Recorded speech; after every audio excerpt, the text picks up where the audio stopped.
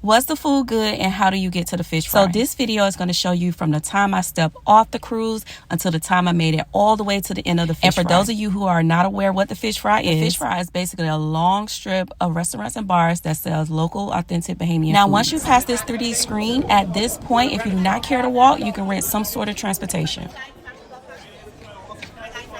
No, thank you.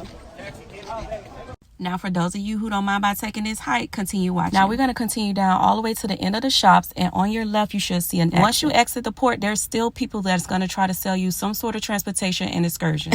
This your last chance to secure some wheels before you take this hike. You still walking with me? Let's go. Senior Frauds will be to the end of that road. You just go around the curve. And from that point on, just keep making rights. You'll pass all these stores, and the store I like to stop to is the pharmacy. Because they sell a lot of medicine the U.S. do not sell, and it works fast. Now, once you see this Margaritaville sign, literally the Margaritaville Resort is right there, just across the street. And baby, once you go across that street, you halfway there. Because right behind the Margaritaville Resort is Junkanoo Beach. And if you didn't know, Junkanoo Beach is a free beach. Of course, you have to pay for the water sports and everything, but in my last video, I literally showed you how I chilled here for free. But anywho, once you continue on and get to the end of Junkanoo Beach, here is where you can rent the jet skis and jet cars that you see on social media.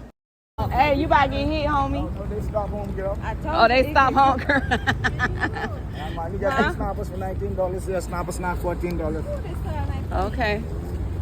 And boom, soon as you cross that street from Junkanoo Beach, that is the start of the fish fry. So from the cruise to the start of the fish fry, I would say that was about a 15 to 20 minute walk. But once you make it, you have this long strip of restaurant and bars to try authentic Bahamian foods. Now, Goldie's, where I went, is at the end of the fish fry, which is an additional 5-minute walk or so if you're not stopping. So overall, to get to the end of the fish fry, I would say about 25 minutes or so. And as you can see, Goldie does have outdoor and indoor seating. However, we just walked 25 minutes. I ain't got time for that. Plus, I had a balcony. I seen enough water. Anywho, here's the menus. You can pause the video to look over them. This is the Call a Cab. I get this every time I come. And this drink is the Goombay Smash. Now listen, this drink was nasty and the waitress would not take it off the bill. So keep in mind, they do not remove items off the bill. If you don't like it, tough. Now it's time to get into this food. We started out with the crack hunk, and the crack hunk was amazing. And the conch salad was even better. I like mine with spice. So